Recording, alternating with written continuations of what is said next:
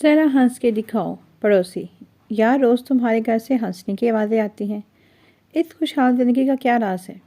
آدمی: دراصل میری بیوی روز مجھے نشانے لگا لگا کر چیزیں مارتی ہے. لگ جائے تو وہ ہنستی ہے، نہ لگے تو میں ہنستا ہوں. شکر ہے زندگی ہنسی خوشی گزر رہی ہے. جو ایک فقیر نے گھر کے سامنے آواز لگائی: بہن روٹی دو بھوکا ہوں. اندر سے آواز آئی: تیری بہن میکے گئی ہوئی ہے، آج تیرا بہنوئی بھی بھوکا ہے. ذرا ہنس کے دکھاؤ. لڑکیوں کے نام سے آئی ڈی بنانے والوں کو خبر کر دو، تم لڑکی تو بن گئے مگر کبھی ماں نہیں بن سکتے. ٹیچر: بتاؤ وہ کون سی عورت ہے جس کو 100% صحیح پتہ ہوتا ہے کہ اس کا شوہر کہاں ہے؟ پپو: مس بیوہ عورت.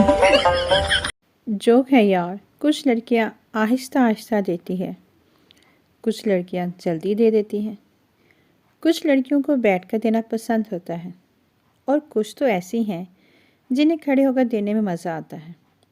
ہر کسی کے جھاڑو دینے کا انداز مختلف ہوتا ہے. You marry a girl, Dad. You marry a girl, son. No. Dad, the girl is Bill Gates' daughter's son. Then okay. Dad goes to Bill Gates. Dad, I want your daughter to marry my son, Bill Gates. No. Dad, my son is the CEO of the World Bank. Bill Gates. Then okay. Dad goes to the president of the World Bank. Dad, appoint my son as the CEO of your bank. President, no. Dad, he is the son-in-law of Bill Gates. President, that's okay. This is business. آج کے لطیفے. شوہر: میں نے دوست کو آج کھانے پہ بلایا. بیوی: تم پاگل تو نہیں ہوگے؟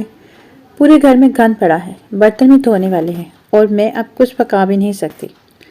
شوہر: یہ سب دکھانے کے لیے ہی تو بلا رہا ہوں کیونکہ وہ بیوقوف شادی کرنے کا سوچ رہا ہے.